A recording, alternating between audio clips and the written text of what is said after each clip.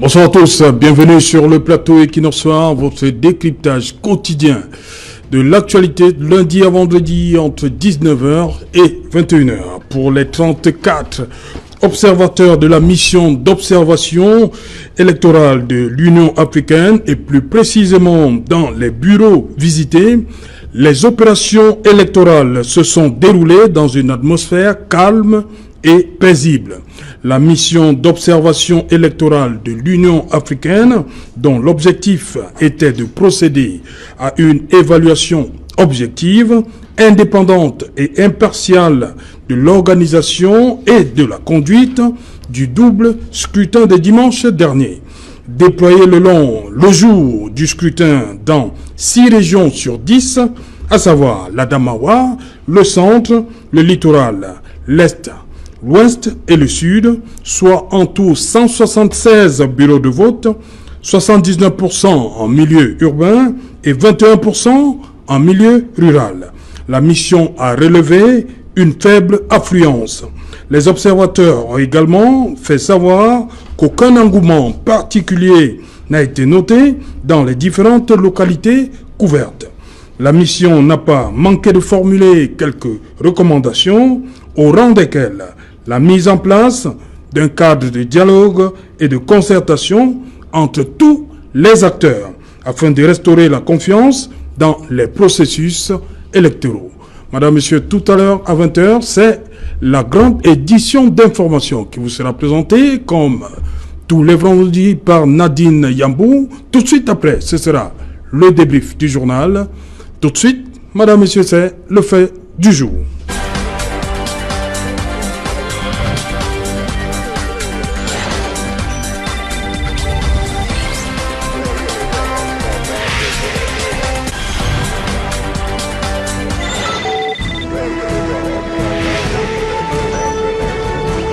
Législative et municipale 2020, comprendre la position de l'Union africaine. Pour en parler, je suis en plateau ce soir avec Olivier Ndongo. Bonsoir Olivier.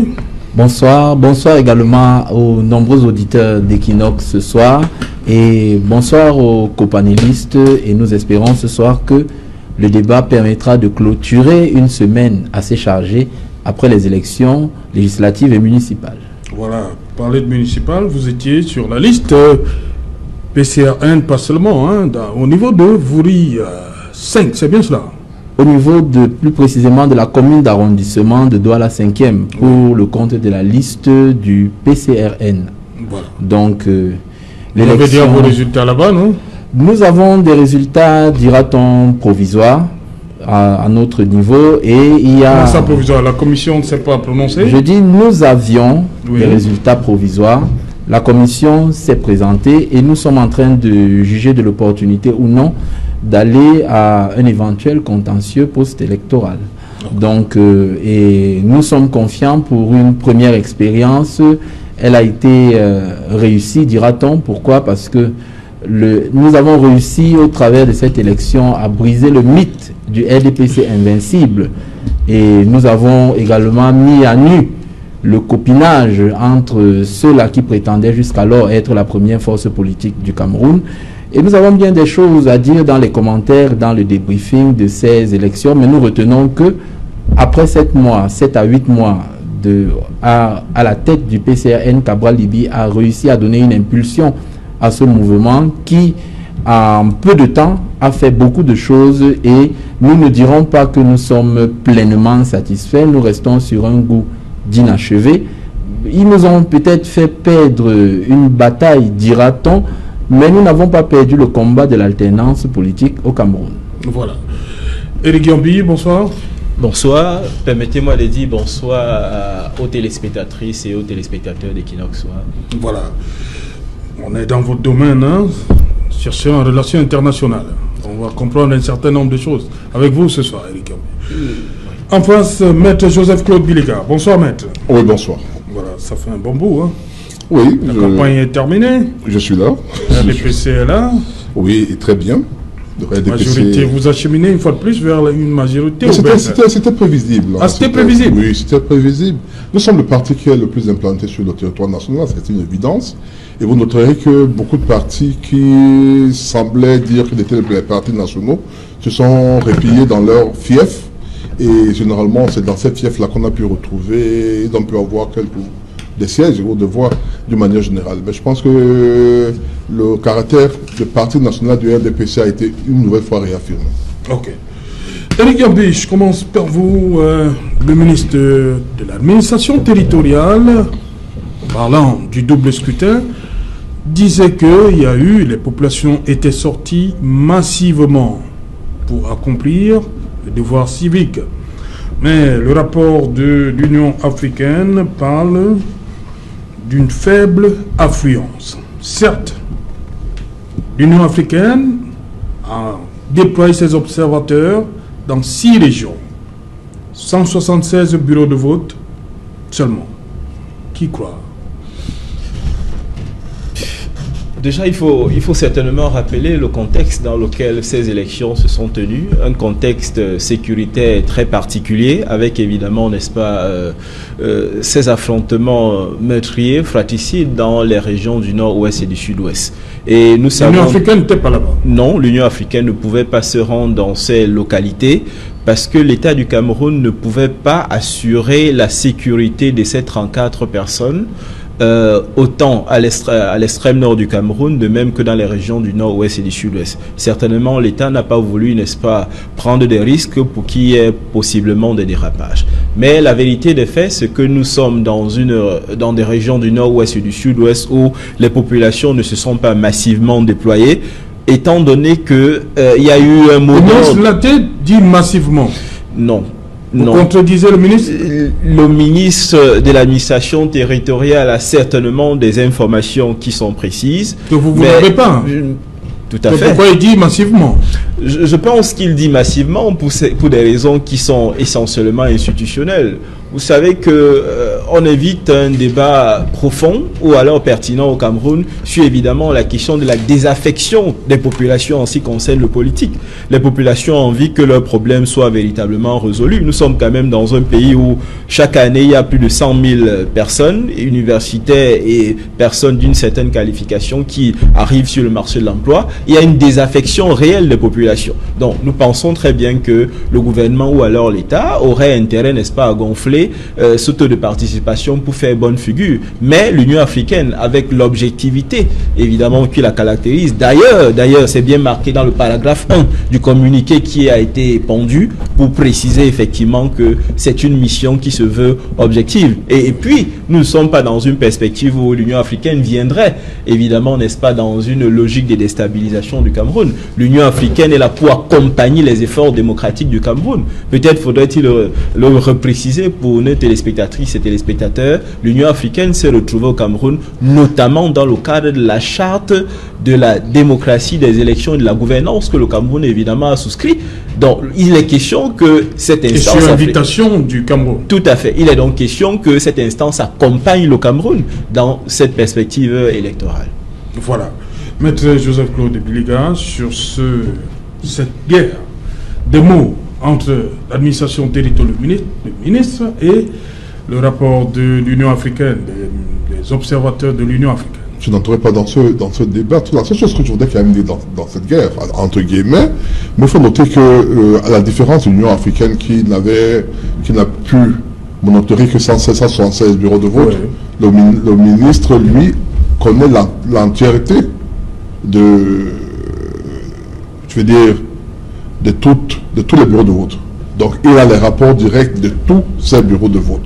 Tous ceux qui ont fait des rapports jusqu'à ce jour sont des rapports qui sont des rapports partiels, dans ce sens qu'ils vous diront, nous avions 20 observateurs, nous avons 100 observateurs qui ont visité tel nombre de bureaux de vote, et il n'est donc pas possible pour ces personnes-là, d'ailleurs qu'ils le reconnaissent, dans le cas de l'Union africaine par exemple, il n'est pas possible de donner un chiffre exact du taux de participation. Ils ont d'ailleurs dit qu'ils sont en train de parfaire le chiffre, c'est ce qu'ils ont dit. Donc ça veut dire qu'en réalité, on peut donc, en toute logique, donner du crédit à ce que le gouvernement a dit. Il est quand même tout évident acquis que lorsque vous regardez des bureaux de vote, ou bien lorsque vous regardez des images qui ont été filmées qui étaient censés être des images de dépouillement dans des bureaux de vote, on a quand même la tendance à avouer que dans certains bureaux de vote, le taux de pourcentage ou d'influence n'était pas aussi élevé qu'on l'aurait souhaité. Moi, dans le bureau de vote où je suis par exemple allé voter, et je suis parti voter, c'était 14 heures, et j'avais été curieux de voir au niveau de l'urne qui était transparente, s'il y avait beaucoup de personnes qui avaient voté, et également au niveau des trucs, il n'y en avait pas beaucoup. Mais n'empêche qu'il y a certaines régions où on a eu des taux de 78%, un peu plus élevés. Donc l'administration fait donc la compilation de tout ça. Parce qu'en réalité, ce n'est pas le taux d'un bureau de vote, ou de 10 bureaux de vote, ou de 100 bureaux de vote qui détermine le taux général des élections, mais c'est le taux rassemblé de tous les bureaux de vote de la République. Et je pense que la prudence nous recommanderait peut-être d'attendre vraiment qu'il y ait qui est quand même l'organe en charge de ce travail, vienne nous édifier, peut-être bien de partager l'État. Et ça traîne là, Maître Biliga. Je ne suis pas délicat.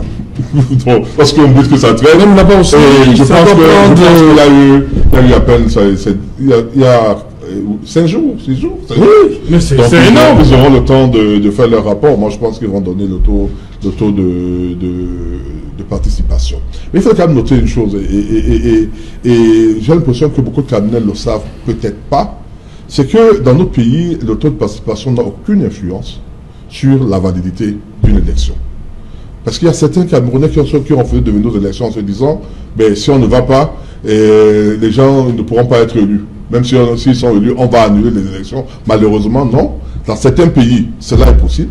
Où ici, il y a un taux qui n'est pas atteint, un pourcentage, on annule les élections. De la même manière, dans certains pays, le vote est obligatoire. Au Cameroun, c'est un devoir citoyen.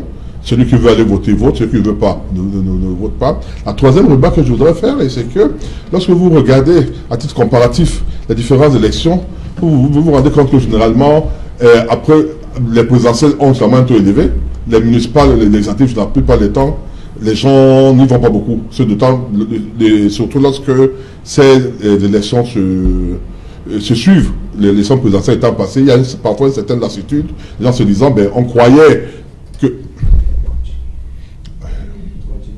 Oui, certains se disant qu'on croyait que peut-être qu'il y aura un changement à la tête de l'État. Dans ce cas, on irait donc maintenant donner au nouveau président, peut-être élu, les moyens de pouvoir continuer, de pouvoir mettre en application son programme politique. Mais lorsque certains estiment que c'est les mêmes personnes qui sont le même président qui est là, oubliant que si ce président est là, c'est la volonté de la population qui, à travers les élections, a pu les mettre là-bas. Il y a certains qui se découragent. Je suis suffisamment lucide pour reconnaître que l'appel au boycott a quand même pu avoir une influence, tout comme les guerres à l'extrême nord et au nord-ouest et du sud-ouest. Alors ce qui m'amuse souvent, c'est que il y a certains de nos compatriotes qui estiment que le boycott est exclusivement dû, ou bien le taux est relativement bas, que certains estiment être de participation à l'élection, est exclusivement dû au fait qu'il y a le parti politique MRC qui a interdit, qui a produit le boycott, et que tout le monde suivait ce boycott. Non, moi je connais plein de gens qui sont pas allés aux élections. Je connais particulièrement une personne qui me disait qu'elle n'a pas pu aller parce qu'elle travaillait, on ne lui a pas donné l'autorisation de sortir de son bureau jusqu'à 18h. Il y a d'autres qui n'ont pas retrouvé leur carte de vote. Moi j'étais dans le bureau de vote où j'étais, dans le centre de vote où j'étais, il y avait des personnes qui attendaient leur carte qui cherchaient la carte de vote. On leur avait dit venez sur place, vous allez les récupérer, ils n'en ont pas trouvé. Il y a donc beaucoup de raisons. Il y a ceux qui sont morts en tout temps, qui est inscrit sur le liste électorale sont morts, les personnes sont mortes. Donc il y a beaucoup de raisons qui ne permettent pas de dire avec certitude que s'il y a un taux d'abstention, ce taux soit forcément dû au fait qu'il y a eu un parti politique qui a demandé le boycott. Il y a ce boycott, le lecteur intellectuel voudrait que oui, qu'on dise que ce mot de boycott a eu des effets sur certaines personnes, mais pas sur tout le monde. Voilà. Sur cette faible affluence dont parle l'Union africaine, vous, en tant qu'acteur, qu'est-ce que vous avez vu? Qu'est-ce que vous avez constaté? Ce que j'ai constaté dimanche, notamment dans le bureau de vote où j'étais, précisément au centre de vote de l'école La Fraternité à Bipanda, j'ai constaté une très faible participation. Une très faible participation. En moyenne, l'ensemble des 11 bureaux de vote avaient en moyenne entre 300 et 350 inscrits. Le plus grand nombre était de 400 et les votants atteignaient difficilement 100. Les chiffres les plus élevés par bureau de vote étaient aux alentours de 70-80. Donc c'est pour dire le taux, là où moi j'étais, était très faible. Maintenant, si on regarde de manière globale, on ne peut pas être omniprésent ou avoir le don d'ubiquité, c'est-à-dire être dans deux endroits en même temps pour juger du chiffre réel du taux de participation au Cameroun, mais seulement il y a des éléments et des paramètres qu'il faut prendre en compte et qui ne trompent pas.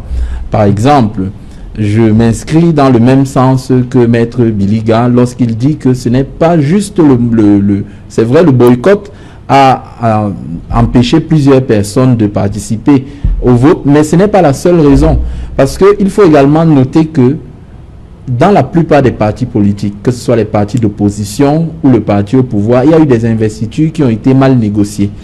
Et la mauvaise gestion d'investiture, parce que les investitures sont faites pour la base des partis généralement. Lorsque ça n'a pas été bien géré, il y a des frustrés. Et ces frustrés-là, plusieurs d'entre eux n'ont pas participé à l'élection pour soi-disant sanctionner leur propre parti. Et non seulement ça, pour certains sont allés, comme on dit au quartier, pour le mal. C'est-à-dire pour aller faire un bulletin vierge. Un bulletin nul dans lequel ils n'ont inséré rien du tout pour exprimer un moyen par ce moyen-là, leur mécontentement. Donc, il faut tenir compte de ces paramètres, il faut tenir compte de la guerre au nord-ouest et au sud-ouest. Et j'ai envie de rire quand je lis le rapport qui a été dressé par le ministre de l'administration territoriale, parce que, voyez-vous, Serge Alain et à nos chers téléspectateurs, le pouvoir a toujours l'habitude de faire des contre-conférences. Lorsqu'il y a eu une conférence qui a été faite par une ONG pour présenter des faits sur une base, dira-t-on, objective, ils ont tendance à faire la contre-présentation en venant dire autre chose pour toujours essayer de blanchir le Cameroun. Nous ne disons pas que tout est noir au Cameroun, mais j'ai envie de rire quand j'entends cette expression, je cite, il dit, s'agissant des régions du nord-ouest et du sud-ouest, les populations sont sorties massivement. Comment il peut dire que les populations sont sorties massivement quand on sait que la plupart des populations sont allées dans d'autres zones pour chercher refuge en fuyant les différentes crises? Et il dit pour accomplir leur devoir civique dans toutes les circonscriptions administratives. Et il parle du nord-ouest et du sud-ouest. Il dit plus de 150 journalistes ont été accrédités pour couvrir les élections dans ces deux régions. Il dit les images diffusées dans les télévisions et réseaux sociaux depuis ce matin le témoignage le plus éloquent est l'engouement et l'enthousiasme des populations du nord-ouest et du sud-ouest. Comment les populations du nord-ouest et du sud-ouest, on sait ce qu'ils vivent, comment peuvent-ils aller voter de manière enthousiaste? Déjà, nous-mêmes qui sommes dans des régions, disons, pacifiées, où il n'y a pas de conflit, il n'y a pas de guerre, nous n'allons pas voter avec un enthousiasme particulier, mais parce que c'est d'abord et avant tout un devoir. Donc, il me semble que ce rapport est biaisé à bien des égards et que la réalité... La sortie du ministre, à Tangandi, après le rapport de l'Union africaine, comme je l'ai dit, ce jeu de ping-pong où quand un organisme vient donner le compte rendu du travail qui a été effectué sur le terrain, c'est vrai, le travail a été partiel, mais en même temps, il ne faut pas exagérer. Éric Gambé, le pouvoir a absolument besoin de dire qu'il y a eu cette forte mobilisation. Pourquoi on s'accroche à cette forte mobilisation? Vous savez, il y a ce que j'appellerais, n'est-ce pas, une guerre à l'intérieur du gouvernement. Vous savez sans doute que le ministre Atangandi appartient à cette tendance qui voudrait que la situation au nord-ouest et au sud-ouest soit réglée par la force. C'est pour ça que dans son action, dans sa communication politique, dans sa communication institutionnelle, la tendance est toujours à vouloir montrer que tout se passe très bien. En fait, c'est voulu, parce qu'on a envie de montrer au chef d'État que non, ma tendance, celle que j'incarne, est sur le bon chemin, elle est productive. Or, la réalité, elle est tout autre. Les populations du nord-ouest et du sud-ouest ne se sont pas massivement manifestées pour accomplir leur devoir civique. Maître Biliga, n'ayons pas honte de dire que là-bas, les populations ne sont pas sorties. Ça ne sert à rien de faire la langue de bois. Il y avait le lockdown qui avait été prôné, tout à fait. Maintenant, il y a un autre aspect sur lequel vous avez abordé, disant que le taux de participation n'a pas d'incidence sur la validité d'une élection. Je suis tout à fait d'accord avec tout. Mais ça montre, le taux de participation montre que la population adhère par rapport aux différentes orientations qui sont offertes évidemment par les différents partis politiques. D'où vient-il que le Cameroun, qui soit un moment aussi grave de son histoire, que les populations ne puissent pas massivement adhérer pour dire nous sommes d'accord avec évidemment ce statut spécial, nous sommes d'accord avec d'autres orientations qui vont dans le sens de la décentralisation. À partir du moment où les populations ne s'expriment pas, ne disent pas oui, nous sommes d'accord avec ces orientations, ça veut dire qu'il y a forcément un problème. Donc chez nous ici, il faut être très attentif par rapport à ce taux de participation parce que ça montre le degré évidemment d'engouement. À partir du moment où cet engouement n'est pas vrai, et c'est ce que nous disons depuis longtemps, il y a une désaffection qui s'installe. Vous savez sans doute qu'il y a une effervescence particulière avec la dernière présidentielle, dont on nous a dit que le taux de participation était en deçà de 60%. Et même 60% pour un pays qui vit une situation aussi grave, ce taux n'est toujours pas bon. Maintenant, lorsque vous entrez dans les méandres de ce rapport, de ce communiqué de l'Union africaine, qu'est-ce qu'ils nous diront? Ils feront comme recommandation le fait que les jeunes doivent être de plus en plus impliqués dans le processus électoral. Ça veut dire que nous sommes dans un pays où les jeunes, qui constituent plus de 60% de la population, ne sont pas intéressés par la chose électorale. Voilà les vraies questions qu'il faut se poser. Et nous ne devons pas être dans le déni pour refuser de se poser ces questions. Et ces questions républicaines n'ont pas de bord. Ce n'est pas une question MDR, DPC, MRC. Ce sont des questions républicaines, tout simplement. Ok, oui. Oui, nous sommes dans la question républicaine, j'ai une réponse républicaine. Vous venez de dire quelque chose qui est très importante. C'est que lors de la dernière présidentielle, il y avait 60%, moins de 60%. Un peu en dessous, oui. Ça veut dire qu'à 60%, il y avait tous les partis qui étaient impliqués. Il y avait l'effervescence. Si aujourd'hui il y a moins de 60%, alors qu'il y a moins de certains partis, ça veut dire qu'en réalité, ça n'est pas alarmant. Aussi simple que ça. Non. La présidentielle, c'est un nombre et un destin. On va choisir la personne qui va, pendant 5 et 7 ans, diriger le pays. Et l'élection municipale, elles sont des élections locales. Ça, c'est vrai, finalement, c'est des inconnus. C'est pour ça que la plupart du temps, ils ont besoin d'utiliser l'appareil et même les images de leurs leaders. On a vu ça même pendant cette campagne ici. Et je l'ai dit également, il y a d'autres paramètres qui ne rentrent pas forcément, qui ne sont pas liés à la désaffection. Monsieur Biliga, vous permettez, je veux juste une petite indication, si vous voulez bien. Je vais faire un rappel. Oui. Pour les élections législatives et municipales de 2013, oui. Taux de participation, vous savez combien on était? Allez-y. 70%. Oui. Et tout porte à croire que pour cette fois, et ce serait un miracle que nous soyons autour de 35%, soit la moitié. Donc je suis d'accord avec vous concernant le fait qu'il peut arriver que les élections locales, oui. Qu'il n'y ait pas un engouement particulier. Oui. Mais le problème, ce n'est pas l'engouement particulier. Le problème, c'est que le Cameroun vit un moment grave. Ce que vous dites, effectivement, nous sommes d'accord sur le fait que le Cameroun vit un moment grave. La guerre de Boko Haram, la guerre nord-ouest, sud-ouest, c'est une réalité, ce n'est pas une fiction. Donc nécessairement, rien que pour cette guerre-là, ça peut justifier largement que le taux de participation soit minime. Mais seulement, là, je terminerai par là, je reviens sur l'intervention du représentant de PCRN. Lorsqu'on compare la participation au niveau du nord-ouest et du sud-ouest à la présidentielle, elle n'était pas moins élevée que pendant cette élection. Il me semble que oui. Nous on a vu les images. Je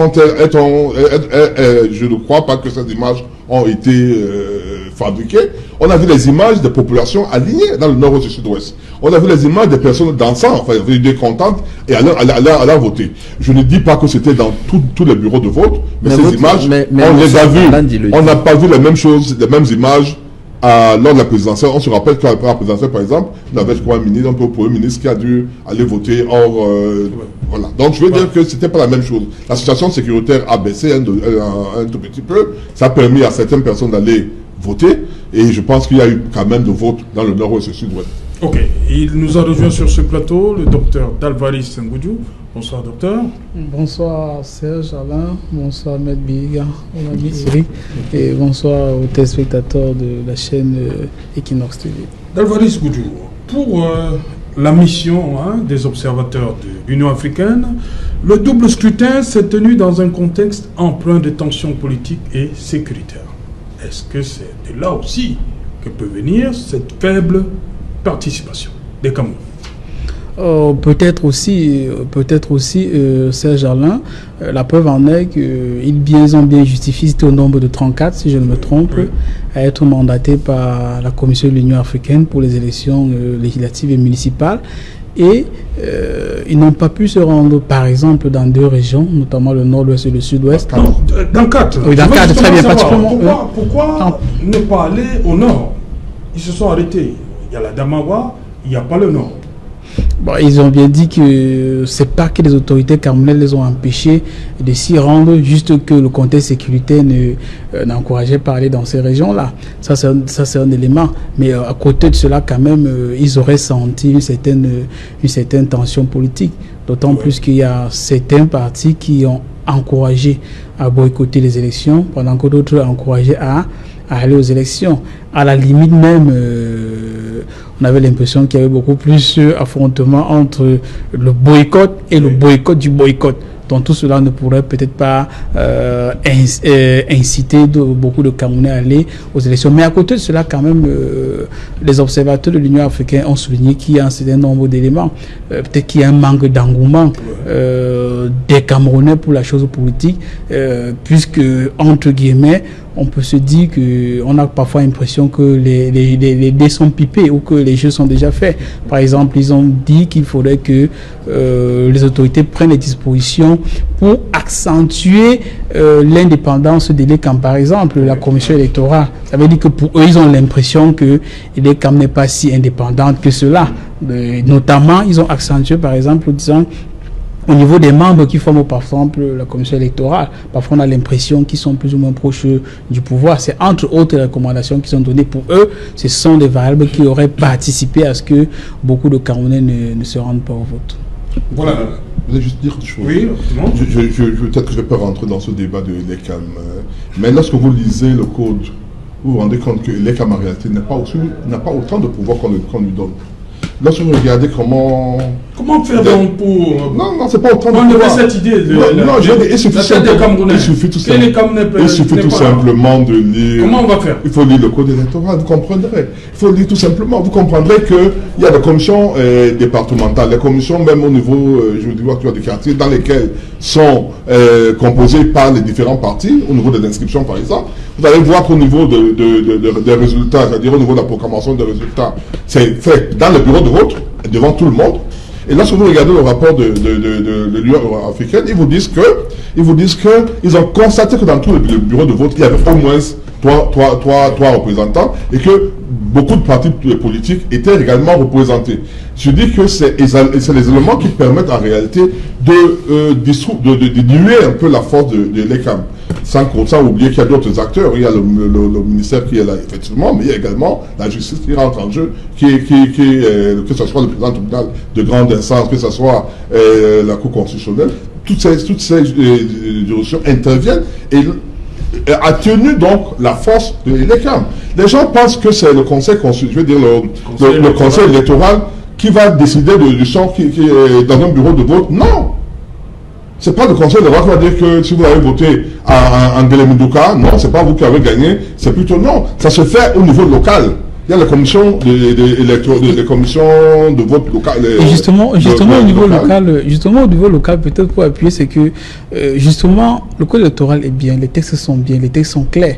Mais moi je pense que c'est beaucoup plus au niveau de l'application, puisque les individus qui ont la responsabilité d'appliquer, parfois c'est pas cela. Je crois que vous et moi nous avons écouté les écoutes téléphoniques d'un responsable de bureau de vote s'entretenant pratiquement comme un esclave d'un autre responsable d'un parti politique, prenant pratiquement les instructions. Se demandant quelles sont les stratégies qu'ils devaient mettre en œuvre pour favoriser un parti politique. Je crois que c'était dans le Oncam, si je ne me trompe, pratiquement à quelqu'un, tout le monde a écouté cela. Ce n'est pas les tests qui sont mauvais, à mon avis. Je pense au niveau de l'application qu'il y a une difficulté. Là, nous sommes d'accord. Je suis sûr que nous sommes d'accord. Parce qu'il faut quand même que les gens sachent qu'il y a les tests sont là. ils ne sont pas aussi mauvais que ça. Lorsqu'on dit qu'il faut modifier le processus électoral au Cameroun, oui, le processus électoral est perfectible, comme toute œuvre humaine. Mais les gens doivent d'abord s'approprier ce qu'il y a et essayer de tout faire pour que cela soit implémenté. Parce qu'effectivement, les gens sont ignorants la plupart des temps de l'existence de ces tests et qui les protègent dès les inscriptions. Voilà. Tchendongo, justement, la mission constate que ce double scrutin s'est tenu alors que les différents acteurs n'arrivaient pas à s'entendre sur la tenue. On a vu le MRC, le CPP, qui mettent toujours en avant la guerre dans le nord-ouest et le sud-ouest. Oui. L'Union africaine, c'est un problème. Justement, et avant de le dire, je veux corriger quelque chose que Maître Biliga a dit tout à l'heure. Les élections présidentielles de 2018 n'étaient pas le record de participation. Le record de participation était en 2013, lors des élections législatives et municipales, avec notamment 3,7 millions de votants, soit un taux de 70% de participation, il faut le préciser. Il faut dire le contraire. Vous avez dit tout à l'heure que, enfin, je veux simplement compléter pour que ce ne soit pas mal compris. Donc, pour revenir à l'observation de l'Union africaine sur le fait que certaines formations politiques au Cameroun ne se sont pas en cas où chacun peut avoir les mêmes chances que l'autre de pouvoir gagner. C'est vrai, l'argument que le parti au pouvoir va toujours mettre en avant, c'est qu'ils sont les plus implantés sur le territoire. Il s'agit d'une élection locale. Vous pouvez être implanté partout et ne pas forcément être les bienvenus dans une certaine localité. Donc, il est important que le gouvernement camerounais prenne ces recommandations-là au sérieux, parce que l'élection, c'est vrai, le taux d'abstention était relativement bas. Nous n'avons pas le chiffre exact, mais il est clair que le taux de participation était bas pour plusieurs raisons que nous avons évoquées ici. Mais toutefois, cela n'empêche pas, il faudrait que le gouvernement prenne la mesure, parce qu'il y aura d'autres élections par la suite. Il faut un code électoral consensuel. Là où l'opposition demande qu'on essaye de faire des amendements, que le gouvernement puisse le faire, pour qu'on puisse aller à un combat, dira-t-on, d'égal à égal. Donc, et la voix de ceux-mêmes qui n'ont pas participé, elle est également prise en compte. Parce que le fait que ceux qui ont prôné le boycott puissent avoir un écho favorable auprès d'une certaine catégorie de personnes, on ne peut pas, je trouve un peu prétentieux de dire que ceux-là sont des petits partis politiques, parce que au Cameroun, c'est vrai, il y a des partis politiques, il y a le RDPC, mais il ne faut pas qualifier les autres de petits, parce que la vie de chacun compte et il s'agit avant tout, au-delà de nos considérations partisanes, de l'avenir du Cameroun. Il ne s'agit pas juste d'un parti politique, le PCRN soit-il, le RDPC, le SDF et les autres, mais il s'agit de l'avenir de notre pays et il ne faut plus simplement réfléchir là-dessus, mais il faut poser des actes concrets qui permettront que la démocratie au Cameroun puisse faire encore des avancées. Il y a déjà eu des avancées, certes, mais c'est insuffisant, il faut encore faire plus. Vous deux qui... Juste une question pour ceux qui ne sont pas politiques. Juste une remarque. Je l'ai dit, le système électoral est perfectible. Mais on doute quand même que lorsqu'on voit le nombre de circonscriptions dans lesquelles les partis autres que le RDPC ont compétit, on voit leurs résultats. Ces résultats sont bons, d'une manière générale. C'est un constat. Ça veut dire que si les partis politiques de l'opposition avaient réussi à être présents dans pratiquement toutes les circonscriptions, leurs résultats auraient été encore meilleurs. Leur ancrage dans le territoire aurait été plus important. Donc en réalité, il suffit pas, ce n'est pas de code qu'il faut, c'est pas le système que vous devez, je veux dire, combattre ou bien accuser, parce que là où vous avez êtes parti avec le même système électoral, avec le même code électoral, vous avez gagné vous avez beaucoup d'élus. Je le disais entre autres. Non, je vous dis seulement. C'est-à-dire que vous avez beaucoup d'élus. Parce que si vous avez été un peu plus nombreux, bien fait comme certains partis font, c'est-à-dire dans certains pays, on dit par exemple que cette partie a plus de chances de gagner dans cette zone, on coalise derrière lui, c'est-à-dire que nous, on ne met pas de candidature, ou bien on met un petit autre parti pour éviter, parce qu'avec notre système majoritaire et proportionnel, parfois c'est bien d'aller en 2 ou 3, enfin 3, mais parfois le corps à corps est difficile avec le parti au pouvoir. Mais vous ne pouvez pas vous plaindre d'avoir pas beaucoup d'élus, tout simplement parce que vous n'avez pas pu compétir. Compétissez d'abord sur la base du même code électoral, vous pouvez avoir beaucoup plus d'élus. Ok, c'est la question dont Éric Yombi, d'Alvarez Goudjou. Une des recommandations de l'Union africaine, c'est de mettre en place un cadre de dialogue et de concertation entre tous les acteurs afin de restaurer la confiance dans les processus électoraux. Vous voyez comment ça se passe dans certains pays africains. Voilà le pouvoir qui discute avec les opposants. Pourquoi au Cameroun, ça ne se passe pas ici? Qui veut prendre? Je dis justement, Serge, et c'est surprenant. Oui. Nous avons des États. Ne veut pas discuter avec l'opposition. Nous avons des États comme la Côte d'Ivoire. Oui. Ils ont les élections prochaines. Le Gabon, par exemple. Le pouvoir est en train de discuter avec les partis d'opposition jusqu'à présent. Je crois hier encore, c'est vrai que c'était pour d'autres sujets, afin que ça a été reçu par beaucoup de personnes. Mais entre autres, pour les élections qui viennent, il faut un point là-dessus. Et chez nous, je pense que cela peut participer à décrisper l'atmosphère. L'atmosphère est crispée, tout le monde ressent cela. Et je vous l'ai dit, juste souligner avec mon aîné, Maître Vliga, ce que quand il dit que l'opposition, peut-être s'ils avaient coalisé, c'est vrai, il devait avoir beaucoup. Ça dépend de ce qu'on met dans beaucoup. Puisque quand vous allez à une élection... Ils ont coalisé à Douala la deuxième. Hein. Très bien, merci. Vous avez vu la razzia. C'est le seul endroit où vous avez... Il y a vraiment une coalition. La majorité absolue. Absolue. Parce qu'ils sans ont négociation. C'est ça? Exact. Par exemple. Et je disais même, ça dépend de ce qu'on met dans la notion de beaucoup. Puisque vous allez aux élections législatives quand même, vous avez quand même plus de 130 sièges déjà d'office. Ça veut dire même s'il n'y a pas... Mais ça donne, justement, sauf que c'est pas la faute du RDPC. Non, ça c'est vrai, je suis d'accord, je suis d'accord. Mais notons quand même que la puissance, puisque ça rentre une des recommandations, la puissance financière du parti État RDPC ne favorise pas beaucoup ceux qui sont en face. Prenons rien qu'au niveau des cautions. L'Union africaine souligne que dans un État, vous savez, le CIMIC a 36 000, 35 000 francs CFA pour demander une caution de 1 million de francs. Ça veut dire que même des gars qui ont des projets sérieux, vous les mettez pratiquement de côté. 1 million de francs, ça ne coûte pas à tout le monde. Si les partis veulent déposer, vous savez combien de dizaines de millions il faudrait pour un parti pour déposer pratiquement sur l'ensemble du territoire? Cela n'est pas abordable, cela n'est pas à la possibilité de tout le monde de pouvoir le faire. Or, ce sont les éléments très simples. Oui, à combien de... Est-ce que le pouvoir en passe, notamment le MINAD, décaisse par exemple l'argent pour la campagne? Et combien même? À la limite, c'est de la moquerie pour ceux qui sont en face. Alors qu'on sait que le parti, et ce n'est pas seulement pour le Cameroun, hein, dans beaucoup de nos États africains, les partis qui sont au pouvoir pour longtemps, ça devient presque un parti État. Ça veut dire qu'ils ont... Sur l'absence de concertation.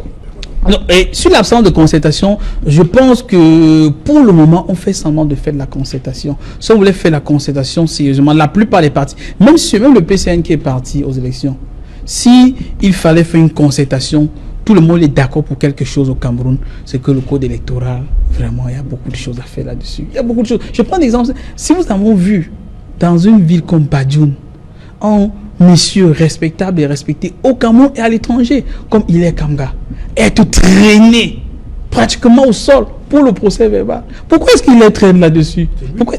Mais c'est lui. Oui, la vidéo, là, j'ai mis ça dans le truc. C'est lui. Et vous pensez... Il est Kamga? Oui. Je vous renvoie encore la vidéo. Pourquoi il traîne là-dessus? Pourquoi il signe là-dessus? C'est parce qu'il y a un manque de confiance. C'est parce qu'il y a un manque de confiance. Si on pouvait s'associer, si on pouvait être au moins d'accord sur les règles du jeu avant d'aller sur le terrain, cela le monter qu'on est conscient. Oh, cela a un impact très... Moi, j'ai une casquette d'économiste. Cela a un impact très important sur l'économie, puisque quand les gens ont une relative confiance, quand ils se rendent compte que nous allons dans une nation investir notre argent, le coût électoral est relativement normal, les gens peuvent aller aux élections sans qu'il y ait des disputes sérieuses le lendemain, sans que mes biens ne risquent d'être détruits, sans que, puisqu'en fait, jusqu'à aujourd'hui, il y a une certaine maîtrise de soi. Mais tout le monde sait quand même que le contexte politique au Cameroun est tendu. Et un des principaux responsables de l'opposition, notamment le professeur Maurice Kamto, dit qu'il a la main tendue. Il faut comprendre ce qu'il met dans la main tendue. Est-ce qu'on peut écouter au moins ce qu'il veut dire? Si cela peut participer à descripter l'atmosphère. Je me dis que quand on est dans une situation comme les nôtres, avec les difficultés sécuritaires, avec les difficultés économiques, avec les difficultés sociales, on essaie d'explorer toutes les pistes de solutions. On ne met pas tous les côtés. On peut explorer. Explorer n'est pas forcément adopter. on peut explorer, on écoute ce que l'autre personne veut nous dire. Si cela marche pour les intérêts supérieurs de l'État, on adopte. Si nous ne sommes pas d'accord, nous laissons cela. Mais au moins, écoutez. Éric Yombi, justement, sur cette absence de concertation, de recommandation de l'Union africaine, cette mission de l'Union africaine, le RDPC ne veut pas discuter avec les petits partis? Vous posez une question qui est très très profonde. Je pense que la difficulté des concertations sur le champ politique au Cameroun peut trouver deux explications, ou alors deux raisons. La première raison, elle est d'abord historique.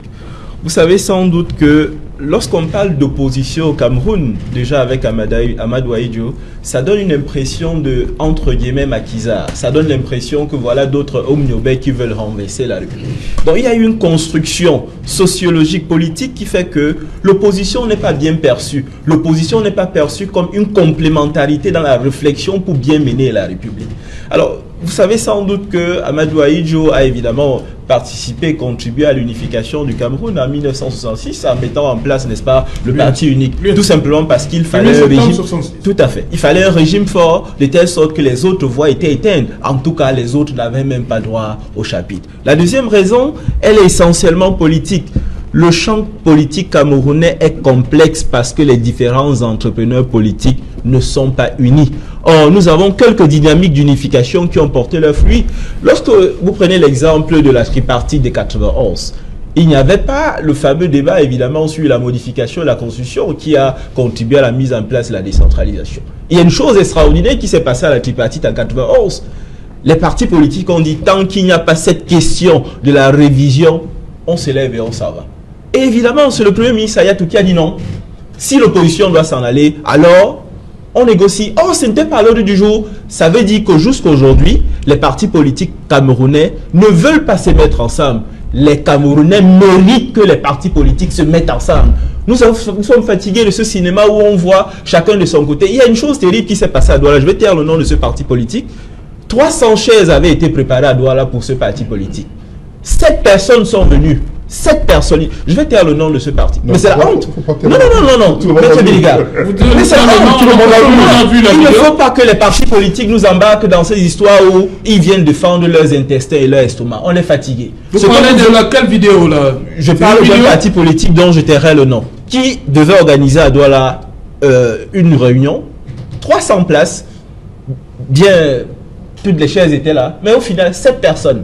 Y compris l'orateur principal? Y compris l'orateur principal. 7 personnes. Et vous appelez ça parti politique. Voilà les personnes que nous avons sur la scène politique au Cameroun. Et évidemment, ces personnes sont là pour leur estomac. On est fatigué de ça. Nous voulons les véritables entrepreneurs politiques qui apportent des idées et qui sont effectivement là pour défendre le Cameroun. Mais en même temps, ils vous disent qu'ils ne sont pas obligés de se mettre ensemble. Hein. Chaque parti a son idéologie. S'ils ne sont pas obligés de se mettre ensemble, alors qu'ils supportent donc le fait qu'il y ait une désaffection terrible par rapport à ces partis politiques et qu'ils ne puissent pas, dans un rapport de force, n'est-ce pas, inquiéter le parti État qu'est le RDPC. Toutes les autres fois où l'opposition a réussi à faire des choses ensemble, aussi minuscules étaient ces initiatives, elles ont porté leurs fruits. Si ces partis politiques œuvrent tant, évidemment, pour le bien-être des Camerounais, nous n'attendons que ça, que vous vous mettiez ensemble. Ok, Olivier Nobo. Alors, je vais ici aller toujours dans le même sens que mon copanéliste, Éric Yombi.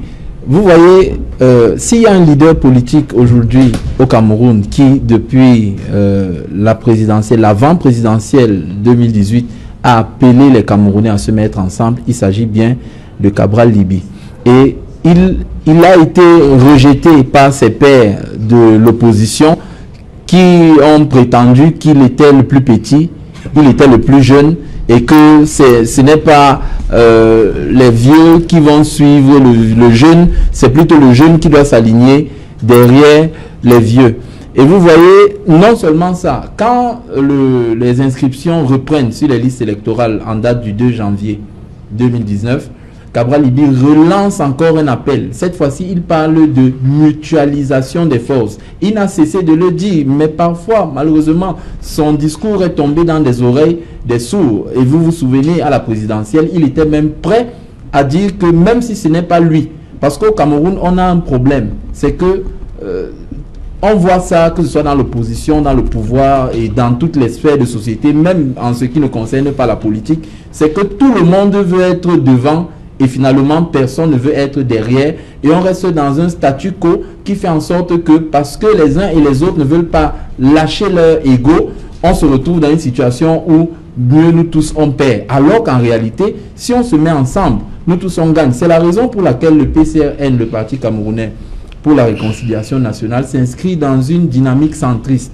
Centriste pourquoi? Parce que nous sommes un parti du centre qui est ouvert à toutes les tendances.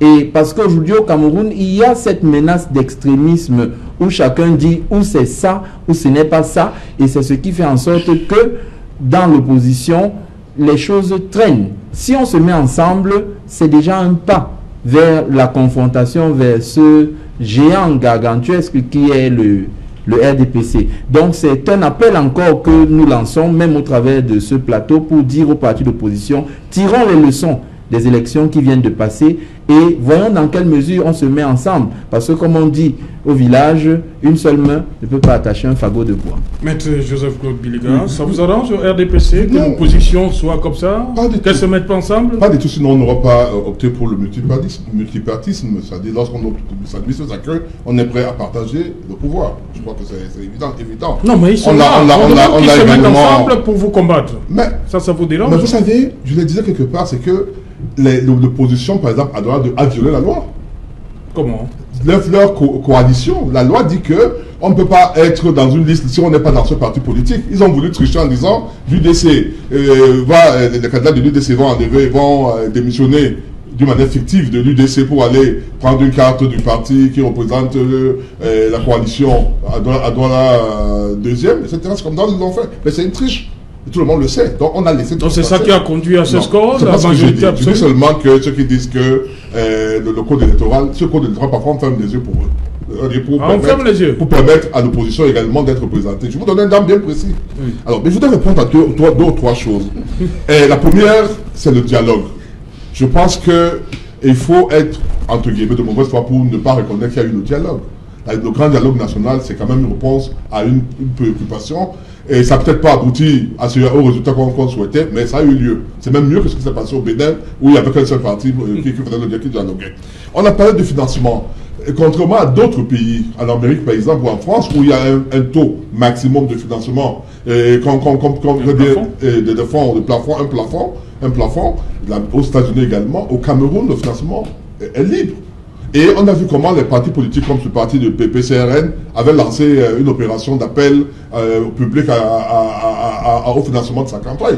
On a vu d'autres partis également le faire. Donc en réalité, ces partis, même s'ils ne donnent pas fortement l'argent de l'État à temps, doivent pouvoir s'autofinancer à travers, les militants, à travers d'autres personnes qui peuvent les aider, comme on a vu Obama, aidé par les grands hommes d'affaires, etc. Donc pas attendre forcément de l'État pour financer. La troisième chose que je voudrais dire, et je terminerai par là, c'est également de dire que lorsqu'on dit que nous sommes, comme l'Union africaine a dit, que nous sommes dans une situation conflictuelle, et pour l'électorat, etc., cette situation aurait bien pu ne plus exister.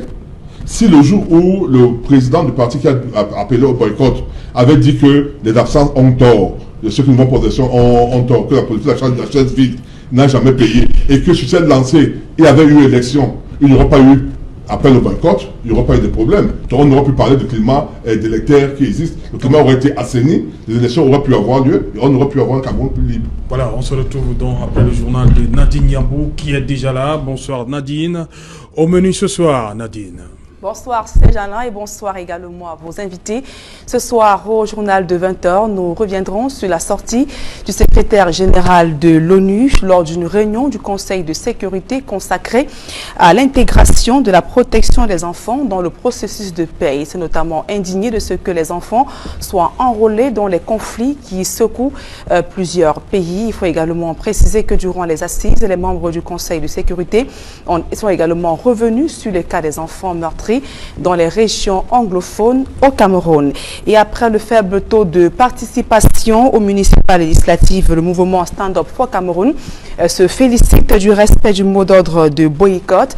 Face à la presse ce jour à Douala, ce collectif d'acteurs de la société civile et hommes politiques appelle donc les Camerounais à rester fermes sur cette position jusqu'à l'apparition des premiers signes d'une transition au Cameroun.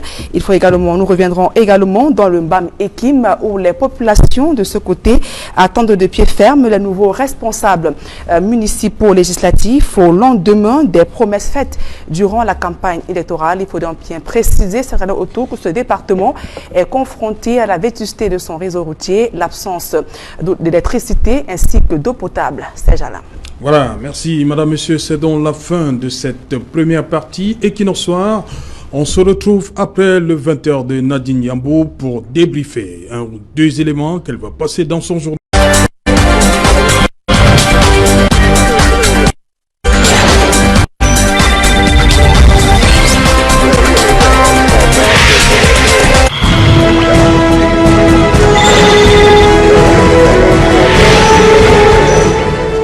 Sur le plateau Equinox Soir, deuxième partie consacrée au débrief du journal, toujours en compagnie du docteur Dalvaris Ngoudjou, Eric Yombi, Olivier Ndongo et Maître Joseph-Claude Biliga. Maître Joseph-Claude Biliga, lorsque vous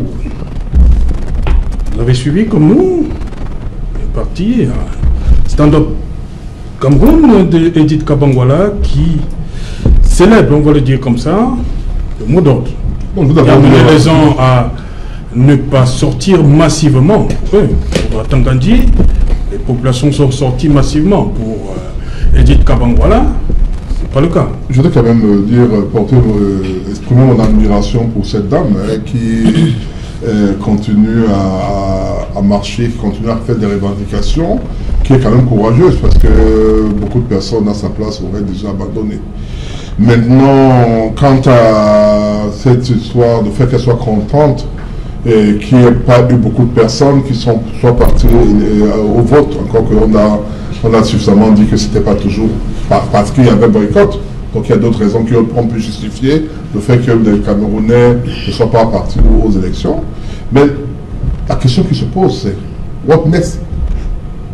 Elle vous dit on va porter les habits noirs les vendredis. Jusqu'à quand? Jusqu'à quand tout ça qu'on nous appelle pour qu'on parle ensemble? Non. Je pense que, vous voyez, c'est ça qui pose problème. C'est-à-dire qu'elle s'est fait l'attente, c'est qu'on vient de dire, ok, on va former un gouvernement d'union nationale, on va nommer ministre, etc., etc. Je trouve que ce n'est pas ça l'essentiel. Il faut que, on l'a dit tout à l'heure à l'entame de notre débat, lorsque vous faites un mouvement comme jeu de boycott, vous devez avoir un objectif à atteindre. Quel était l'objectif à atteindre? Empêcher que les députés qu'on va élire, enfin, empêcher qu'il y ait élection ou bien que les personnes qui vont dire soient illégitimes. On vous a dit, le problème ne se pose pas. Notre loi ne fixe pas un taux. Donc, qu'il y ait boycott ou pas, il y a eu élection. Ceux qui ont été élus, c'est eux qui vont voter les lois, qui s'appliqueront à Kawala comme à nous tous. Ceux qui ont été élus, les maires, c'est eux qui vont célébrer les mariages, c'est eux qui vont signer des actes de naissance, etc. C'est eux qui vont signer des actes de décès. C'est à eux qu'on voit. Voilà. Je dis donc, pourquoi ça? Pourquoi on va priver beaucoup de Camerounais qu'on retrouve dans le parti de Tsikekawala, comme dans l'autre parti, le MRC, qui auraient pu apporter un plus dans un scrutin dont on parle d'une élection locale.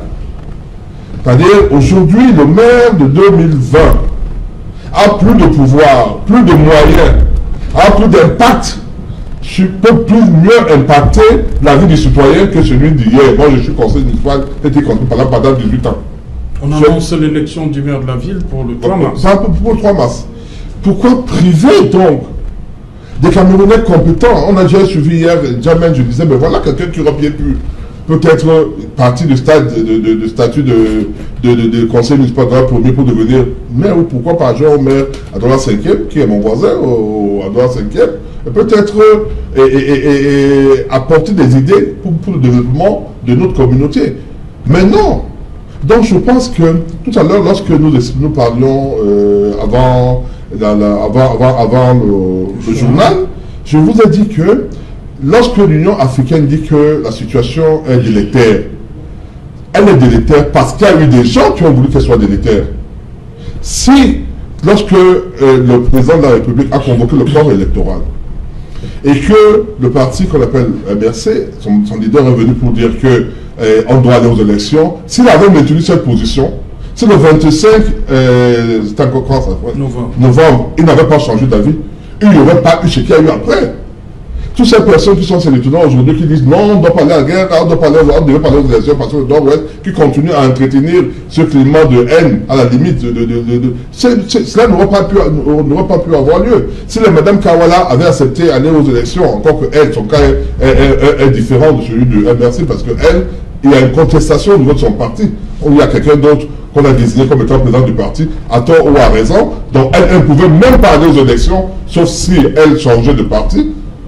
Donc il ne faut pas qu'elle donne l'impression qu'elle a boycotté parce qu'elle ne pouvait même pas, je veux dire, être candidate, mais au moins elle aurait pu voter comme Camerounaise. Donc moi je dis, lorsqu'on est dans un pays qu'on aime, on doit pouvoir poser des actions qui permettent que le pays évolue. Et je reviens, je terminerai par là. Lorsque le professeur a dit qu'il va aller aux élections après la convocation parce qu'il faut être à l'intérieur pour faire évoluer régler le problème du Nord, du Sud-Ouest et également le code électoral.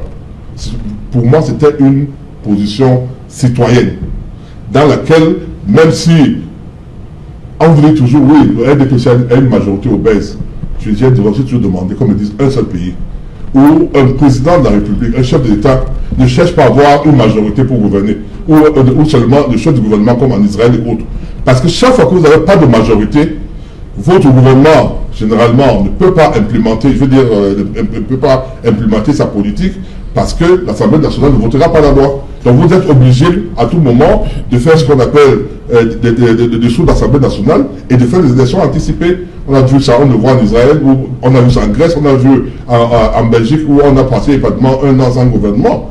Donc pour qu'il y ait un gouvernement stable, il faut nécessairement qu'il y ait que l'exécutif est du côté de l'Assemblée nationale une majorité stable permettant d'implémenter. Et ça, cela ne veut pas dire que les députés qui sont minoritaires ne participent pas à la vie de l'Assemblée nationale. Ils participent parce que le rôle de l'Assemblée nationale, c'est sans doute de voter les lois et deuxièmement également, c'est de contrôler l'action gouvernementale, notamment par des questions orales et les commissions. Au niveau des questions orales, on peut amener le gouvernement à évoluer, à répondre à certaines préoccupations des députés de l'opposition. Le gouvernement peut évoluer. De la même manière, bien qu'on dise qu'il est difficile chez nous, comme ailleurs, j'aime insister dessus, que les propositions de loi, c'est-à-dire les propositions émanant des députés puissent passer, parce qu'il y a un processus qui fait que, généralement, ça ne passe presque jamais.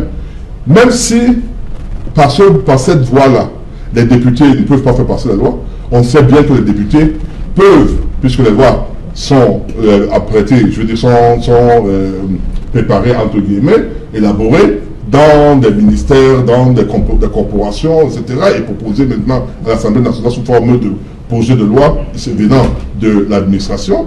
Il n'est pas exclu que les députés puissent, à travers ce que nous appelons justement le parlementarisme de couloir, initier, c'est-à-dire inspirer les lois. On a vu même, quoi qu'on dise, il y a quand même des modifications qui sont intervenues à partir des débats qu'on a pu avoir ici sur l'évolution du pays. Les députés peuvent le faire. Au lieu de dire non, comme le RDPC a une majorité obèse, ça ne sert à rien. Non, si, vous direz, parce que même en France, là où le parti de Macron est, il est une majorité.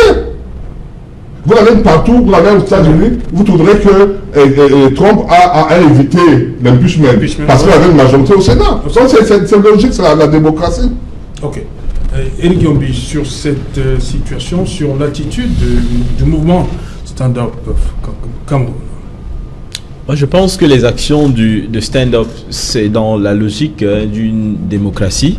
Il faut de temps en temps quelques voix dissonantes pour nous rappeler évidemment qu'il s'agit... On ne doit pas savoir pourquoi X ou Y n'est pas allé, mais on se base sur la faible participation pour dire que c'est une victoire. Je comprends leur position en tant que parti politique qu'ils aient dit cela. Mais une fois de plus, je reviens sur le fait que les partis politiques, surtout ceux de l'opposition, doivent mener une profonde réflexion pour savoir ce qui n'a pas marché jusqu'ici. Parce qu'évidemment, il y a beaucoup de choses qui n'ont pas marché. Comment se fait-il que nous soyons dans un pays où, pendant longtemps, les partis politiques n'ont pas pu avoir, n'est-ce pas, une part congrue en ce qui concerne le champ politique au Cameroun? On voit tout simplement, n'est-ce pas, ces partis avoir quelques sièges et tout ça. C'est pas normal. il serait bien qu'ils se mettent ensemble. Mais non, M. Biliga, vous avez évoqué tout à l'heure le cas des États-Unis de la France. Mais lorsque vous parlez des États-Unis de la France, allez jusqu'au bout. Ne parlez pas seulement de l'impeachment, mais au sens où, avec une majorité, on peut faire ci ou ça. Il faut aussi aller dans la logique selon laquelle le parti État doit aussi favoriser le fait que d'autres s'expriment pleinement sur la scène politique. Je serais plus content. Non. Aux États-Unis, il y a combien de partis? Il y a 2 grands partis, et il y a les petits partis. Tout à fait. Le terme est vraiment... Là, il est vraiment pour les petits partis. Oui. Donc, le jeu de ping-pong se joue entre les 2 partis, c'est-à-dire les démocrates et les républicains. Oui. Alors, c'est pas ce que je veux dire. Ah, ok. Ce que je veux dire, tout simplement, c'est que l'élégance républicaine, je reviens là-dessus, l'élégance républicaine voudrait aussi qu'on accepte, en tant que grand parti, que les autres puissent vivre. Moi, j'ai envie de dire, choqué de savoir que je suis dans un pays où il n'y a qu'un seul parti qui peut tout le temps et à tout moment organiser des meetings. Et pour les autres, ce n'est pas facile.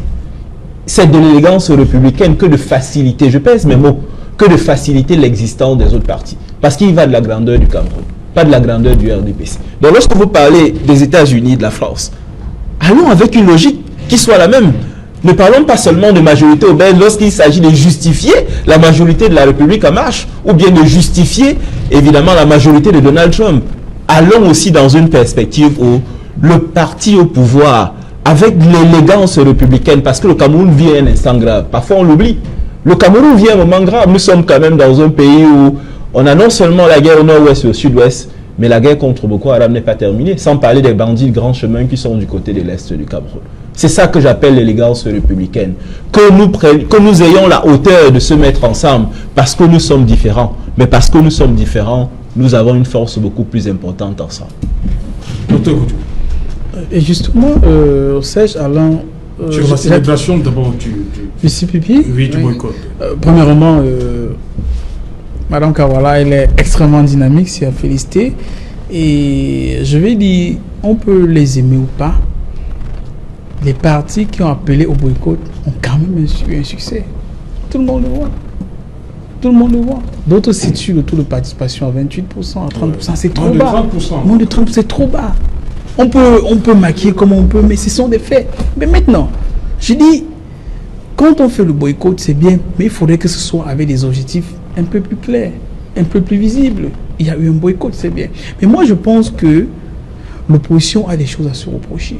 Éléments de base sur lesquels on ne peut pas les ignorer. Donc vous êtes sur la même lancée que peut-être pas, peut-être après le boycott. Non, pas seulement là, avant même le boycott. Dans un pays de 30 millions d'habitants, est-ce que c'est explicable qu'on ait presque 300 partis d'opposition? Est-ce que c'est sérieux?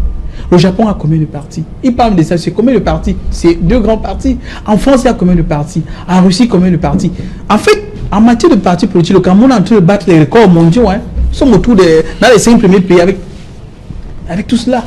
Je veux dire, si le CPP, le MRC, tous les autres partis, par exemple le PCN, se mettaient ensemble, je crois que peut-être ils devaient donner un peu plus du tonus au message. Peut-être que en ce moment-là, on devait se dire, mais peut-être même que la loi qui dit que, ou alors qui ne dit pas que à tel taux, il faudrait peut-être reprendre le scrutin, il faudrait peut-être que nous voyons cela. Si nous avons des taux de participation de 23%, de 25%, mais qui va gouverner qui? Surtout que la population électorale n'est pas si constable que cela. Nous sommes autour de un peu plus de 6 millions de personnes, sur autour de un peu plus de 30-35 millions de Camerounais. Qui gouverne qui représente quoi? Et au-delà, moi je dirais que cette division de l'opposition est aussi exploitée, voire entretenue par le parti au pouvoir. C'est pourquoi quand vous voyez, quand on parle de environ 300 partis politiques, mais ceux vraiment qui existent dans le Landerneau ne sont pas plus de 15 ou 10 partis, etc. Il y a d'autres qu'on sort du chapeau quand on veut atteindre un certain nombre d'objectifs, ou alors qu'on veut montrer qu'il y a une certaine pluralité. Donc on dit quoi? Il y a le boycott, mais en plus, en fin de compte, comme je le disais la dernière fois, le Camerounais ne veut pas savoir s'il y a eu boycott ou pas. Moi, je veux savoir, est-ce que mon enfant va à l'école? Est-ce qu'il y a des routes? Est-ce qu'il y a des hôpitaux? Quand on parle, exemple, on parle de démocratie, je regardais encore ce matin les informations à propos de la Chine. C'est quand même un seul parti. Mais ils ont des hôpitaux partout. Ils ont des écoles partout. Ils exportent même les prisonniers. Une bonne partie des employés chinois qui travaillent en Afrique sur les routes, ce sont des prisonniers. C'est pas si différent en Russie. Alors qu'ils ont un seul parti. S'ils ont un seul parti, c'est parce qu'en fait, On essaye de rassembler, de fédérer les forces pour soutenir la nation. On n'est pas obligé d'être divisé pour atteindre les objectifs. Et notre ami Maître Biligi a souligné cela. Pas forcément le parti unique, mais au moins des blocs sérieux qui peuvent vraiment peser dans nos politiques. Je pense, ce matin, le Sénat a voté une loi qui empêche Donald Trump d'engager des actions militaires contre l'Iran sans avoir consulté le Sénat, alors que le Sénat est acquis à sa cause parce qu'il est républicain. Mais au moins, on se rend compte qu'il y a des forces, qu'il y a des forces sérieuses. Nous sommes dans un contexte avec près de 300 partis politiques en 40 ans, où le parti au pouvoir a la majorité. Est-ce qu'on se rend vraiment compte que s'il y a des élections pluralistes, tout le reste, est-ce que l'opposition a vraiment un rôle sérieux? Maître Biligi a bien fait de le souligner. Même un simple texte de loi émanant de l'opposition, est-ce que c'est facile que cela soit adopté au Parlement camerounais? Et cela, et mon ami Eric a bien fait de le souligner, il n'y a pas d'élégance dans ce sens. Donc pourquoi le MRC a dit non, nous on n'y va pas? Non, ils ont soulevé quand même des raisons qui ne sont pas négligeables. À l'heure actuelle, c'est vrai. Il y a eu des élections au nord-ouest, par exemple. Mais où? C'était au cœur de Bamenda. Est-ce que c'était possible? Nous avons vu, par exemple, l'Afrique se déplacer en hélicoptère. Nous avons vu les membres de l'ECAM se déplacer dans des temps blindés, avec des coups de feu dans tous les sens. Si eux, qui représentent l'autorité, sont si attaqués, le citoyen lambda peut se déplacer facilement? Est-ce qu'on pouvait encourager les gens à aller s'exposer? Si un parti, on a bien fait de souligner tout à l'heure le SDF, parti historique SDF, des membres même du SDF, ils niaient publiquement ils disent qu'ils ont vu leur nom sur une liste et ils ne sont pas eux-mêmes. Ils n'ont jamais consulté le dossier. Effectivement. Si on arrive à ce niveau-là, ça veut dire que quelque part, il y a quelque chose qui ne marche pas. Et que même ceux qui sont là, qui ont été, entre guillemets, repêchés, pour beaucoup de Camerounais, c'est pour teinter le Parlement. Sinon, le RDFC devait tout ravager. Je prends un exemple simple, on évoquait ça tout à l'heure en off. Le parti de mon ami Jean de Dieu Momo, le PADEC, qui en réalité pour beaucoup de personnes est un peu allié au pouvoir. Nous avons vu comment on les a laminés à 1% ici, à 4% pour là. Est-ce que vous écoutez le discours du secrétaire général du comité central du RDPC, M. Kuete, à Tchan, parlant du PADEC? Mais parfois on se demande où nous en sommes. On se dit, est-ce que c'est vrai? Même pas élégance simple, du fait que vous êtes dans le même gouvernement, qu'il est soutenu quand même votre leader, on devrait un peu baisser le ton. Et comme Eric l'a si bien dit, même pas élégance républicaine, laissez que d'autres manifestent. Si quelqu'un dit qu'il va marcher, qu'il marche même jusqu'à Baganté, c'est qui est celui qui va se fatiguer et qui... À la veille du double scrutin. Oui, on a un peu toléré. Peut-être un peu toléré. Mais dans la je peux dire un peu, puisqu'en fait, en fait, il y avait quand même un peu plus de 16 000 observateurs pour les élections. Il y avait près de 150 journalistes. Ça fait qu'il y a beaucoup plus de caméras. À un moment, on est un peu profiter du contexte. Non, peut-être profiter, mais je pense aussi le pouvoir en face aussi peu, puisque mais les gars, oui, si vous voulez encore exagérer. On savait que Kawala marchait en ce moment-là. Non, je crois qu'ils avaient l'information, puisque et on a laissé Kawala marcher. Mais comment c'est une hyper surveillé? Oui. Mais même quand vous sortez là, il y a combien de caméras de surveillance dans les rues chez nous, les gars? Il y en a combien? Ça veut dire que les gars, ils ont l'information à QG, que vous êtes rassemblés là, ils peuvent agir à un moment ou à un autre. Mais juste qu'on se dit, mais les gars seront aussi prudents, puisqu'on ne va pas continuer à bastonner les gens, à arroser les gens. Nous sommes dans un contexte, si on rentre dans le contexte des élections, un enseignant, il est tué, et ses collègues essaient de l'enterrer, on tire sur eux avec les lacrymogènes, il y a une autre qui décède, etc. Le contexte est tendu. Ça, ce n'est que quelque chose de conjoncturel, sans compter les éléments qui bougent sur le long terme. Et les experts sont même très surpris que une nation comme le Cameroun, qui est une nation pauvre, avec la guerre au nord, avec le nord-ouest et le sud-ouest, qu'on parvienne encore à payer les fonctionnaires. Je prends les exemples des pays où j'ai travaillé, que je travaille, le Tchad. Il n'y a pas de guerre trop sérieuse, mais le coût du pétrole baisse, le président coupe le salaire en deux. À prendre ou à laisser.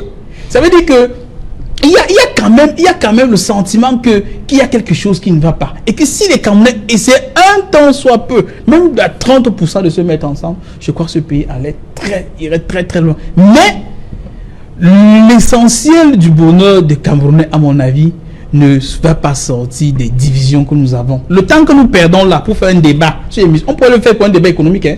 Et comme il a si bien dit, dans des pays sérieux, quand on fait des débats comme celui-ci, sur d'autres chaînes, moi j'ai vécu cela, où il y a des envois de la présidence qui viennent y passer. Docteur Goudjou, on voulait ceci, le patron a dit qu'on vient prendre ceci. Et ils prenaient le DVD de l'émission pour aller travailler dessus. Puis en fait, dans des pays sérieux, quand on fait ce type de débat, c'est pour aider à l'avancement du pays. Et ça, c'est un temps. Et qui nous met de l'argent, du temps, de l'énergie pour qu'on fasse un débat pour 300 partis qui ne veulent pas s'unir. Et pour un parti très géant en face, qui utilise cette division-là pour atteindre ses objectifs. En finalité, Le bien-être des Camerounais n'est pas là. Hein. Le bien-être, c'est pas d'écouter les débats. Oui. Non. Le bien-être, ce n'est pas seulement d'écouter les débats qu'on avance. C'est qu'en fait, est-ce que le débat là me permet que demain, que mon épouse parte à la Quintini et qu'on puisse la prendre en charge sans demander qu'elle donne de l'argent d'abord, ou qu'elle achète ses médicaments à l'hôpital général, quand elle dort, on ne vient pas voler ça, le même médecin qui lui a vendu cela, etc. Pour dire que même en temps économique, cela coûte à la nation de perdre de l'énergie pour les débats qui n'impactent pas réellement sur le bien-être des individus du pays. Olivier. Alors, déjà par rapport à l'action de Stand Up Cameroun qui consistait à célébrer l'impact du boycott qui, de leur point de vue, semblait être positif, je veux déjà dire que d'une part, il faut faire la différence entre l'activisme politique et l'action politique. Alors, il y a, si je veux parler de l'activisme politique, il s'agit de mouvements plus ou moins spontanés qui se mettent en place pour exprimer un certain ras-le-bol par rapport au pouvoir en place. On prendra le cas de Tête la Basse, on prendra le cas de Stand Up for Cameroun, puisque nous y sommes. Et on doit se poser la question, puisqu'il s'agit spécifiquement de l'activisme politique à ce niveau, on doit se poser les bonnes questions pour avoir les bonnes réponses, de peur qu'à la prochaine élection, le même cycle ne recommence. Ça veut dire que quoi concrètement? Quel était l'objectif de ceux qui ont prôné le boycott? Est-ce que c'était juste pour essayer d'exister, pour que on ne dise pas que on n'est pas présent sur le plan politique, parce que si on ne crée pas quelque chose, on ne va plus nous sentir, on va nous oublier? Parce que vous savez que les Camerounais passent très vite à autre chose. Quel était l'objectif? Tout à l'heure, il l'a relevé, l'objectif n'était pas clair. Quel a été l'impact? Il est clair que le mot d'ordre de boycott a eu un impact. Le dit ne signifie pas partager forcément ceux qui ont prôné le mot d'ordre de boycott. Mais c'est un fait réel. C'est vrai qu'il y a des quotidiens, des journaux qui ont dit que le taux de participation était jusqu'à 85%. Je ne sais pas si c'était le même Cameroun dans lequel nous sommes, ou alors c'était un autre Cameroun. Donc, et à côté de l'objectif, de l'impact, l'impact est là. Mais est-ce que cela a enlevé le RDPC au pouvoir? Non. Quelque part, le boycott secoue un peu le parti au pouvoir qui essaye de vouloir se justifier en essayant de montrer que tout va bien pour faire un contre-discours par rapport à ce que la réalité présente. Mais ils sont toujours au pouvoir parce que, bien qu'ayant été quelque peu un peu embêtés par le boycott, mais le boycott a aussi joué en leur faveur.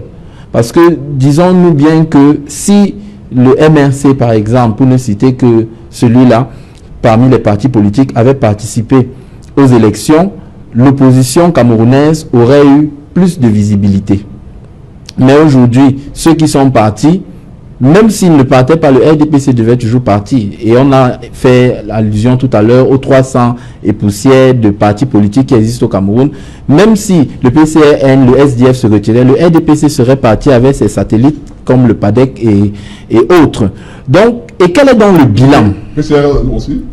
Quel est donc le bilan? J'ai dit si, c'est un cas de figure, maître Biliga. Une possibilité. Le PCRN n'est pas un parti satellite et vous le savez très bien. Donc, maintenant, quel est le bilan? Le bilan, c'est est-ce que l'objectif a été atteint? Si l'objectif était d'enlever le RDPC au pouvoir, l'objectif n'a pas été atteint. Donc, célébrer le boycott, c'est bien, mais à la fin, ce seront toujours les mêmes gens qui seront devant nous. Et maintenant, quand on a établi le bilan par rapport au mot d'ordre de boycott, quelles sont les perspectives? On se projette vers quoi?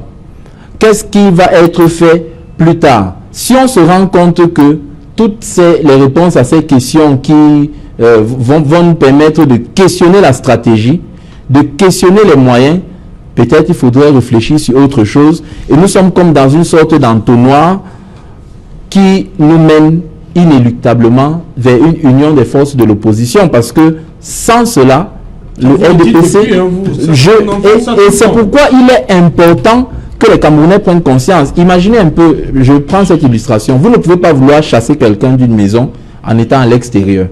Quand vous serez à l'extérieur, vous ferez le bruit, mais il est toujours dans sa maison, il fait ce qu'il a fait. Il fait toujours ce qu'il a fait.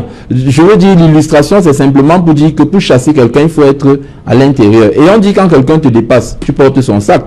Parce que quand tu portes son sac, ça ne signifie pas que tu serais esclave toute la vie. Mais c'est qu'à un moment donné, pendant que tu portes son sac, il est un peu endormi, tu peux le tacler, tu le racles et tu prends sa place, étant à l'intérieur. Donc, c'est pour dire que il faut participer au jeu démocratique au Cameroun. Si c'est un mal nécessaire parce que nous n'avons pas un autre moyen de pouvoir prétendre à une alternance au Cameroun. Et je crois qu'il y a suffisamment de ressources humaines dans toutes les formations politiques de l'opposition et chacun a un point positif que si on met ensemble, je pense que les jours du RDPC à ce moment-là seront comptés. Et après avoir présenté ce tableau pour faire la différence entre activisme et action politique, le RDPC d'autre part continue à être dans le déni de la réalité et à faire comme si tout va bien. Les Camerounais étaient très contents d'aller voter. La République marche comme sur des roulettes, mais il faudrait que les opposants, s'ils le sont véritablement, qu'on laisse de côté l'ego, qu'on laisse de côté le prestige personnel, parce que le prestige personnel jusqu'ici n'a pas permis aux choses d'avancer sur ce plan-là. Donc, il faut réfléchir sur une autre façon de faire. Éric Yombi, il y a quelques jours, on recevait sur ce plateau le sénateur SDF George Kinyan qui disait comme ça que au niveau du Nord-Ouest, le taux de participation ne dépassait pas les 6%. Ce sont ces chiffres à lui. Est-ce qu'à la fin, il ne va pas se poser un véritable problème de légitimité pour ces personnes-là qui seront déclarées élues dans quelques jours? Lorsque vous lisez de bout en bout le communiqué de cette mission de l'Union africaine, oui, il précise bien qu'il faut une poursuite du grand dialogue national. Oui. C'est bien écrit là. En fait, ils esquivent. Ils disent justement que la mission exhorte les acteurs politiques camerounais à poursuivre les efforts de décrispation du climat politique à la suite du grand dialogue national. Tout à fait. En fait, ils esquivent une problématique. Ceux qui seront élus au nord-ouest et au sud-ouest, à partir du moment où les populations ne se sont pas rendues massivement, ça c'est la réalité, comment peut-on administrer des localités pareilles? En fait, c'est ça la question. Comment ça va se passer? On a élu un maire, on a élu un député. Ça va se passer comment? Dans la réalité, au quotidien, ce sera comment?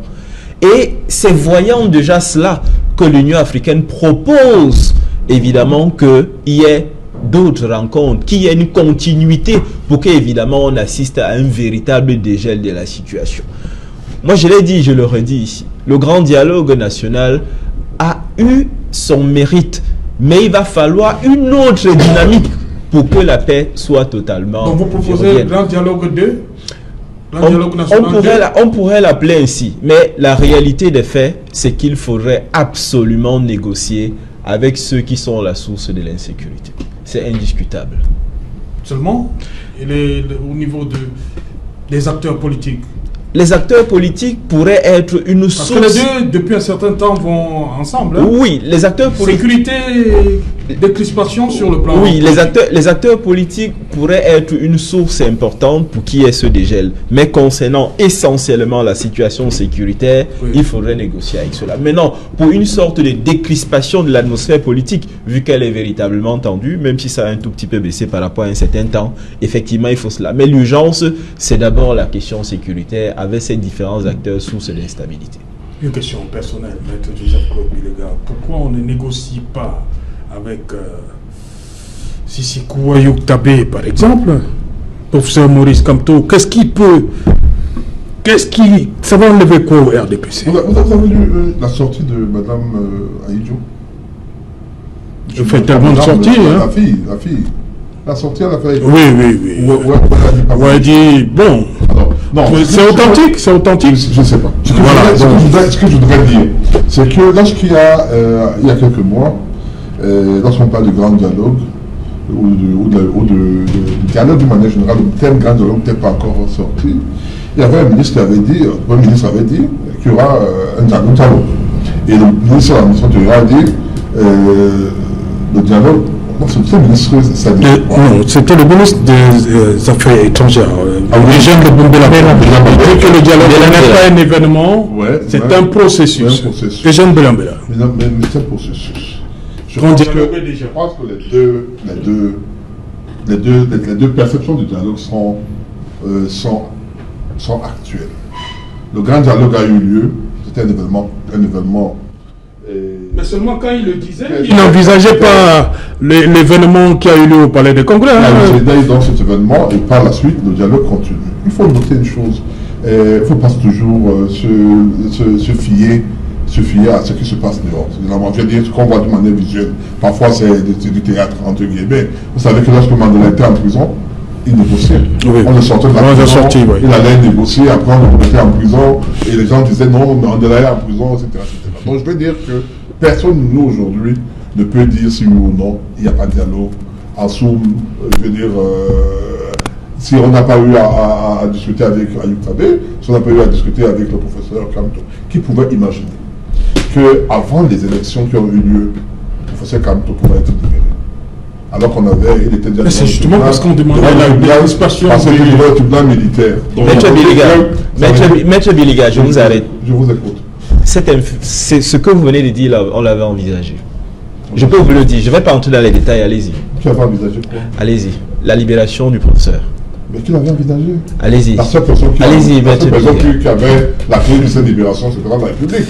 C'est cette personne également qui a la clé du dialogue. Mais encore faut-il qu'il y ait en face de soi du dialogue, des personnes qui vont dialoguer. N'oubliez pas que lors du grand dialogue, on a quand même vu des jeunes gens, se disant des ambazoniens, qui sont venus déposer les armes en disant ils vont aller rejoindre les centres de réinsertion. Ça existe quand même. Certains sont repartis, on nous a dit qu'ils ont été assassinés, etc., etc. Donc il faut qu'il y ait en face des personnes qui sont prêtes à écouter, à être prêts à dialoguer. Et moi je pense que, comme on dit, l'objectif du gouvernement et de tous les Camerounais d'ailleurs, c'est qu'on arrive à un moment où il n'y aura plus de guerre. Ce qui nous a été imposé à l'extrême, non pas Boko Haram, c'est pas nous qui pourrons déterminer de la fin. Par contre, celle du nord ou du sud-ouest, qui est une guerre entre Camerounais, nous, les Camerounais, nous pouvons dire, écoutez, il est grand temps que ça s'arrête. Et je pense que les démarches qui ont été faites par le gouvernement, à travers, notamment par ce grand dialogue, à travers la création de ce nombre de commissions, à travers beaucoup d'autres choses qu'on ne va pas énumérer ici, concourent a pour objectif, naturellement, d'aboutir à cette décrispation, à cette cessation de l'insécurité. Et au niveau politique également, tout à l'heure, je l'ai dit, que s'il n'y avait pas eu cet appel au boycott, on ne parlerait pas de problèmes politiques aujourd'hui. Parce qu'on allait tous vers un consensus qui était allant aux élections, malgré le code électoral qui est perpétuel, malgré le problème du Nord-Ouest qui vont pas, sur la guerre du Nord-Ouest vont pas finir demain ou après-demain. Personne ne sait avec certitude si dans 1 an, dans 2 ans, cette guerre sera finie. Personne. Donc si on dit qu'on va parler aux élections parce qu'on attend que la guerre finisse, ça veut dire qu'en réalité, on ne veut pas dialoguer, on veut pas dialoguer. Parce que la guerre ne dépend pas, la fin de la guerre ne dépend pas du gouvernement. La fin de la guerre dépend des contingences qui ne sont pas du ressort forcément du gouvernement. Donc je vais dire que pour qu'il y ait dialogue, pour qu'il y ait discrétion, il faut que tout le monde soit dans l'optique du dialogue. Il se trouve malheureusement que nos frères, certains de nos frères du Nord au Sud-Ouest, sont dans l'optique de la sécession. Or la sécession, nous sommes tous d'accord sur ce plateau, qu'aucun pays au monde n'acceptera de gaieté de cœur de se séparer du parti, de son territoire. Il n'y a aucun pays ne l'a accepté. Je ne crois pas que nous, on l'acceptera. Maintenant, beaucoup d'options ont été, une option est sortie du grand dialogue, c'était celle de créer un statut spécial pour le nord ou du sud-ouest. Expérimentons même ce statut spécial. Si on l'expérimente, peut-être on va se dire qu'on pourra aller un peu plus loin justement, c'est une bonne expression, Maître Biliga, expérimentation. Et tout ça, je pense que ce n'est pas si différent de la première thématique, un peu liée à la qualité du code électoral. Il y a des très belles lois électorales, les textes sont clairs, mais c'est de l'implémentation. On peut faire un très beau dialogue, comme on en a fait au Cameroun, qu'on en a fait partout. Je n'ai pas besoin de revenir sur la Constitution de 1996. Mais qu'est-ce qui n'est pas clair là? Mais il faut implémenter. Nous avons fait un dialogue il y a cela quelques mois. Où en sommes-nous? Merci. À quel niveau? Non, ne dites pas ça. Non, je continue. Non, non, il y a quand même... Non. Il y a quand même... Non, il faut être... Non. Laissez-moi terminer, justement. Non, laissez-moi. Je dis, si vous faites un dialogue... Si vous faites un dialogue... Non, je n'ai pas pris mon temps pour parler. Je m'excuse. Je dis, si vous faites un dialogue, vous avez des mesures.